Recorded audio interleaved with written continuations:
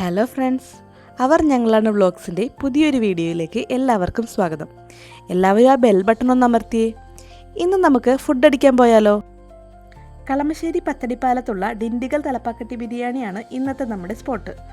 ഇന്ന് നമ്മുടെ കൂടെ അച്ഛനും അമ്മയും ഉണ്ട് കേട്ടോ. പക്ഷെ ആദ്യ ക്ലാസ്സിൽ പോയേക്കുവാണ്. വീഡിയോ എടുത്തു തുടങ്ങുമ്പോൾ തന്നെ എത്തി നോക്കുന്ന ഒരു കുഞ്ഞി പീക്കിരിയെ എല്ലാവരും കണ്ടല്ലോ അല്ലേ? എല്ലാവരും ശ്രദ്ധിക്കുന്നെന്ന് കണ്ടപ്പോൾ നമ്മുടെ വാവക്കുട്ടിന് നാണം വന്നു. അച്ചാച്ചനും അച്ചാമ്മയും ഉള്ളത് കൊണ്ട് തന്നെ ആള് വലിയ ത്രില്ലിലാണ്.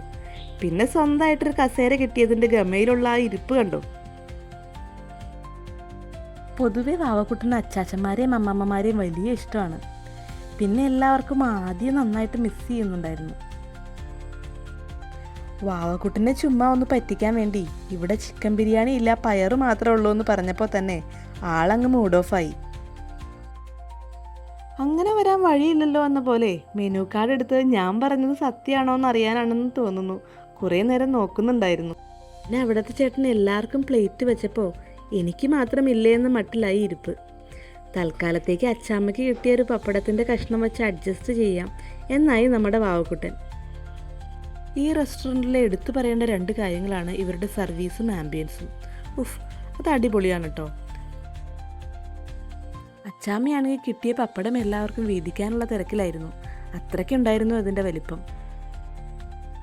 പപ്പടം കടിച്ചു പിടിച്ച് ബിരിയാണിയും കാത്തിരിക്കുകയാണ് നമ്മുടെ വാവക്കുട്ടൻ.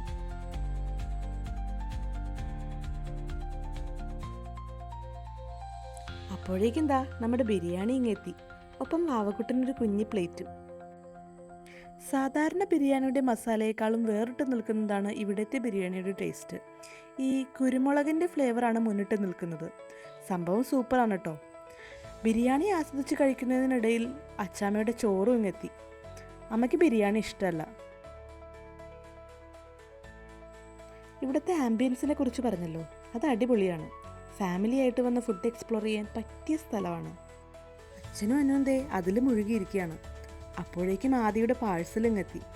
പിന്നെ വാവക്കുട്ടൻ്റെ സ്ഥിരം കലാപരിപാടി തുടങ്ങി. വാരി കൊടുക്കാൻ സമ്മതിക്കില്ല.